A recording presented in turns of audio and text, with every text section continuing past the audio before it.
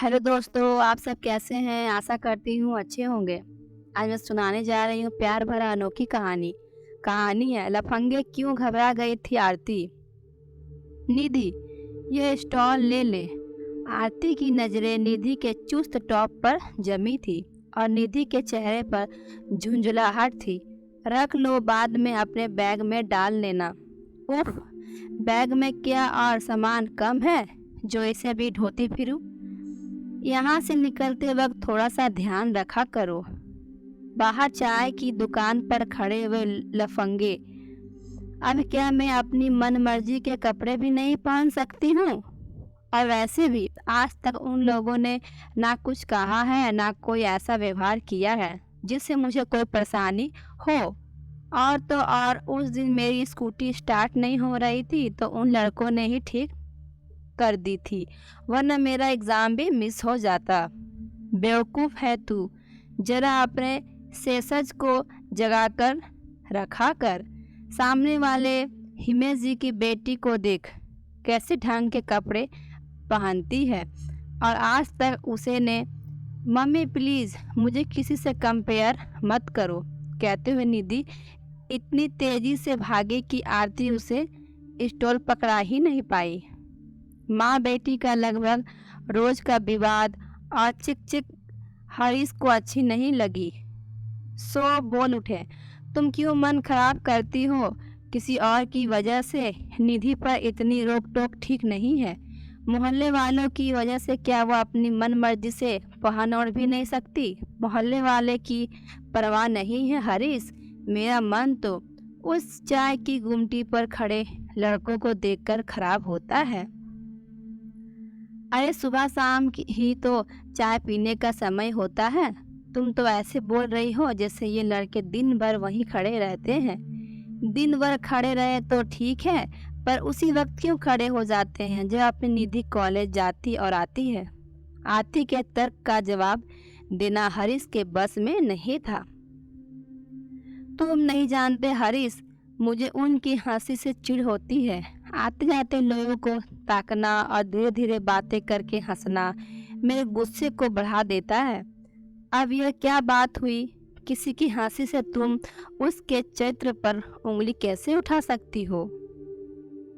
उन लड़कों की शक्ल ही बताती है कि कितने लफंगे हैं वो। अब छोड़ो, उन लड़कों की जिंदगी है, जैसे बितानी है बिताए। मुझे उनकी जिंदगी से कोई लेना देना नहीं है।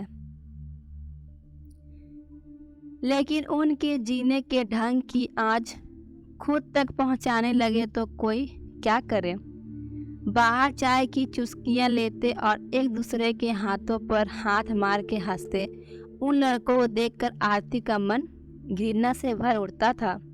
बात बदलने की गरज से हरीश बोले, आज मैं फ्री हूँ। तुम बहुत दिनों से हिमेश जी के यहाँ जाने बोल रही थी। हाँ, आज हो आएंगे, बहुत दिन से बुला रहे हैं। यह एक वही तो है, वरना यहाँ किसी से बात करने का मन नहीं करता। मैंने निधि से भी कहा है कि उनकी बेटी से दोस्ती कर ले, पर वह सुनती कहाँ है। पेट्रोल पंप के मालिक हिमेश जी के सभ्य और अभिजात्य परिवार से आरती बहुत प्रभावित थी।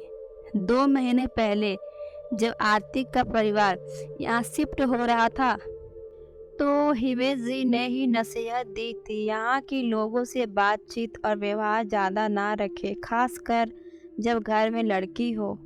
यहाँ इतना बड़ा और आलीशान मकान बनवा कर हम पछता रहे हैं भाभी जी। जरा इन लफंगों से सावधान रहना। हिमेश जी की कई बातें ने आरती के दिमाग में गहरी पेट बना ली थी। आते जाते इन लड़कों को कोसती तो हरीश समझाते, इन लड़कों पर नहीं, अपने संस्कारों पर भरोसा करो, पर जाने क्या हो जाता था। आरती को जब भी इन लड़कों को बाहर चाय की दुकान पर हंसी मजाक करते देखती तो उसे गुस्से के मारे बदन में आग लग जाती थी। इधर कुछ दिनों से उन लड़कों का उठना बैठना ज़्यादा बढ़ गया था। एक तरफ हम लड़कियों को बराबरी का दर्जा दे रहे हैं और दूसरी तरफ उनकी सुरक्षा को लेकर चिंतित करते रहते हैं। इनकी वजह से इंसानियत शर्मसार होती है। सहसा आरती के मुख से निकला शब्द हरीश को कानों में पड़ गया था। अब बस करो आरती, तुम ओवर रिएक्ट कर रही हो। चिंता करने की कोई हद तो तय है या नहीं? अब यह तो अपने ऊपर की चिंता करे या फिर परिस्थितियों की मांग के हिसाब से उनसे मुकाबला करे। किस किस से मुकाबला करे? अब किसके चेहरे पर तो लिखा नहीं कि उसके मन में क्या चल रहा है। जब लिखा नहीं है तो तुम क्यों अपना दिल जलाती हो? हरीश, दिल तो जलता ही है इन लफंगों को तो देखकर। कोई भी बता सकता है कि यह कितने खराब विचारों के हैं होंगे। इनके चेहरे पर तो लिखा नजर आता है कि यह सब समाज के नाम पर धब्बा बनेंगे। अच्छा, अब यह बताओ, अभी के लिए कुछ भेज रही हो या नहीं? बात और मूड बदलने की गरज से हरीश ने एक बार फिर बातों के रुख को मोड़ा। अरे हाँ हरीश, कल ही तो आपको अहमदाबाद जाना है। मैंने कुछ तैयारी भी नहीं की है। आज मठरी और लड्डू बनवाऊंगी।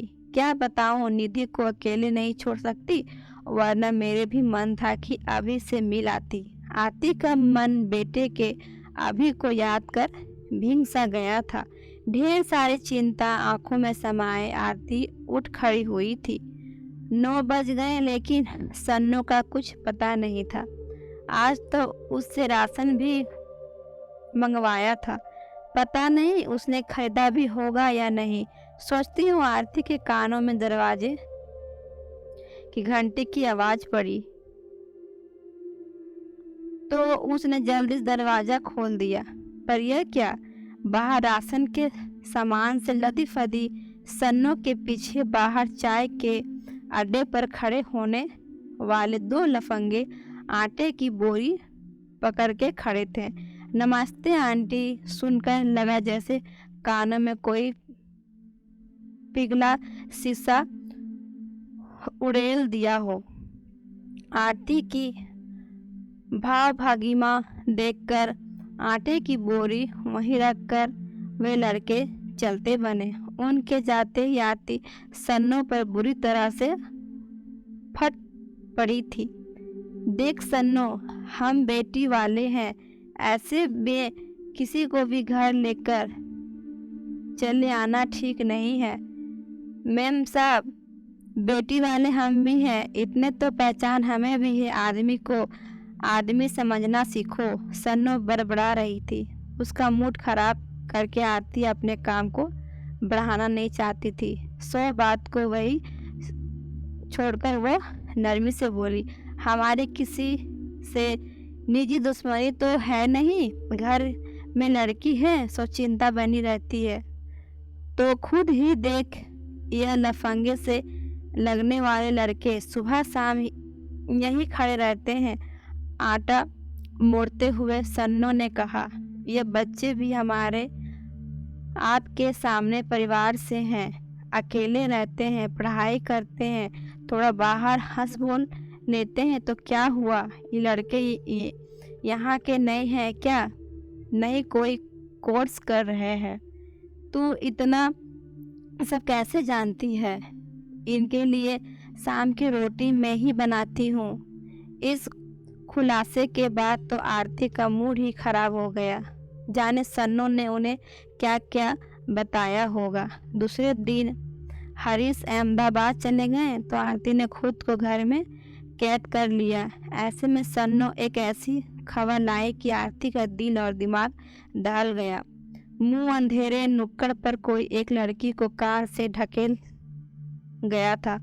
आधे अधूरे कपड़े में उस लड़की को तमाशा बना दुनिया देखती रही। इन लड़कों के कहने पर सन्नू ने खुद की ओढ़ी शॉल उसे दी।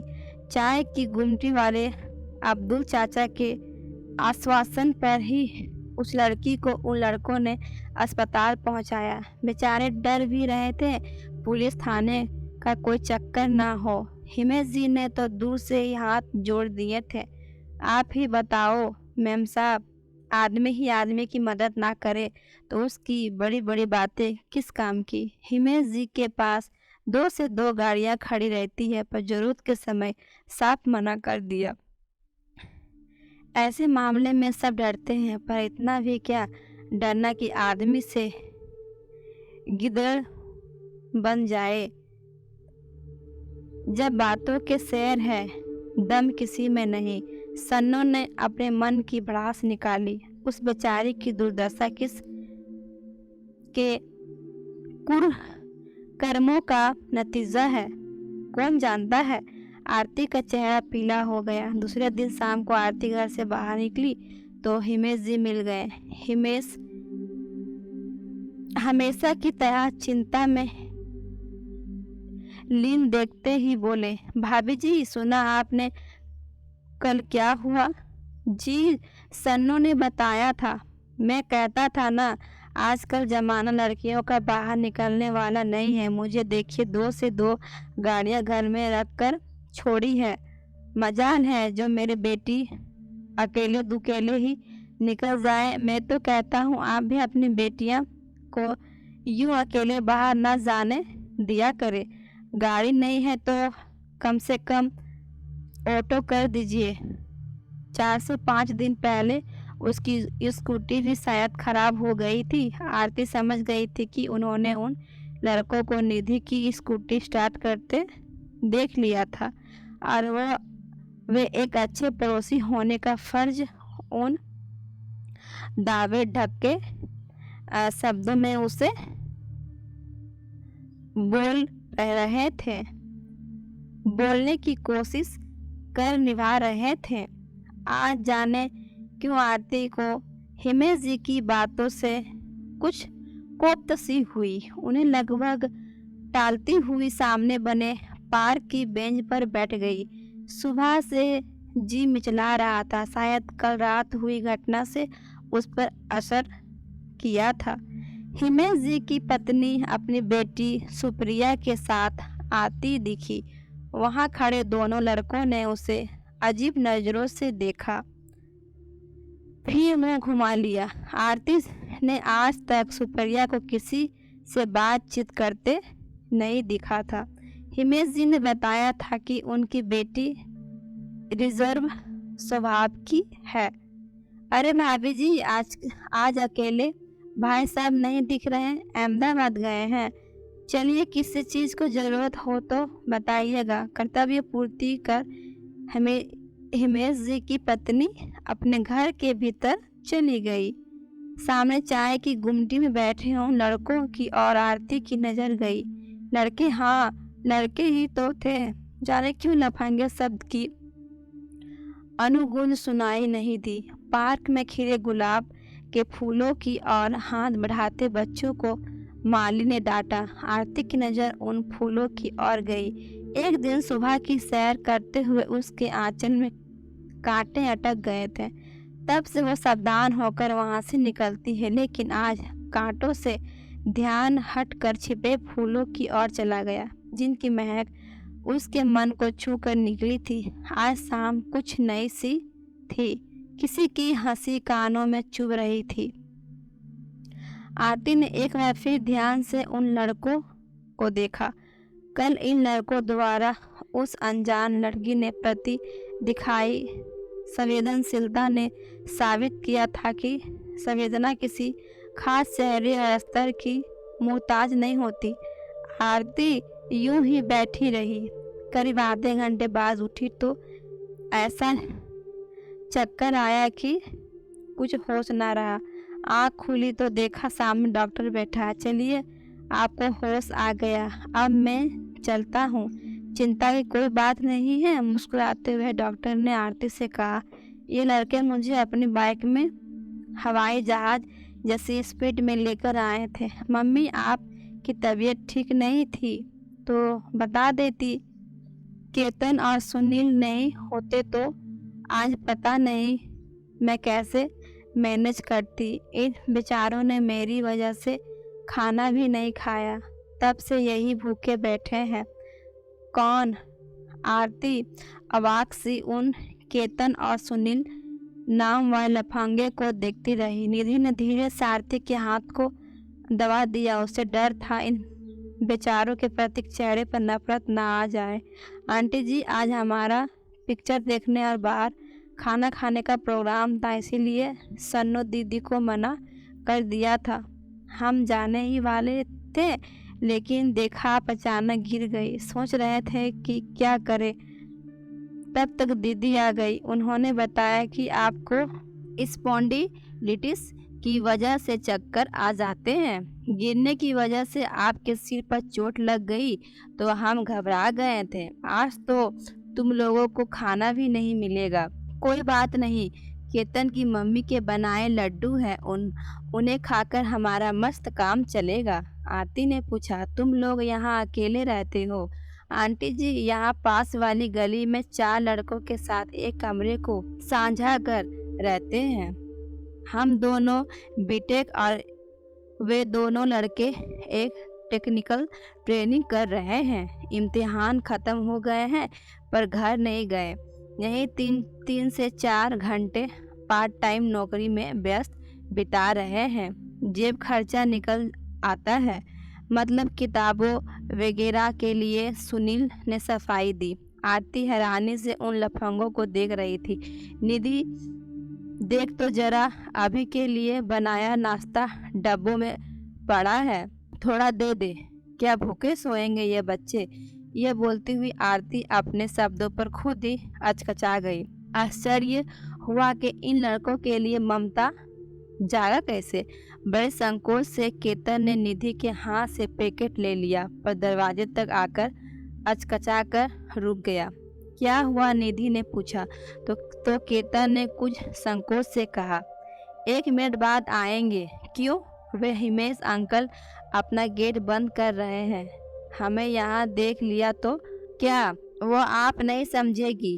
अपने बालों पर हाथ फर्श की ओर ताकते शर्माते हुए केतन बोला, आप लड़की है ना? हिमेश अंकल ने आपको मेरे साथ देख लिया तो पता नहीं क्या सोचेंगे। क्या सोचेंगे? वे हमें लफंगा समझते हैं ना, इसलिए उनकी मनदशा से आरती का जी भर आया। बोली, चलो मैं भी चलती हूँ, खुली हवा में बैठूंगी तो मन बदलेगा। आरती ने धीरे से पलंग से उतरकर चप्पल पहनी, निधि के साथ बाहर आई तो केतन उससे दूरी बनाकर तेज कदमों से चलने लगा। बाहर झुरमुट में हिमेश जी के लॉन के पिछवाड़े एक साया देखकर आरती डर गई तो सुनील ने कहा, आंटी आप घर जाइए। आरती की नज़र सामने हिमेश जी के लॉन के पिछवाड़े पर टिकी थी। खिड़की से एक साया अंदर आता साफ दिख रहा था। मम्मी, हिमेश अंकल के घर इन्फॉर्म करिए, कुछ पीछे के रास्ते से घर में घुसने की कोशिश कर रहा है। निधि बोली, रहने दीजिए, यह हर दूसरे तीसरे दिन होता है। केतन बोला, यह कमरा तो सुप्रिया का है ना? कौन है जो यह चोरी से घुस रहा है? उसका कार का मालिक एक बड़ी सी कार की और इशारा करते हुए सुनील और केतन तेजी से सामने वाली गली में गुम हो गए थे। कुछ दूर अंधेरे में खड़ी कार को देखकर सिहर गई। आरती का चेहरा स्याह था, रात की कालिमा से ज्यादा स्याह। यह सब भी लोगों का सच था। घर आकर निधि ने चाय बना कर दी तो सहसा कानों में चाय की गुमटी में खड़े लड़कों की हंसी की आवाज़ सुनाई देने लगी।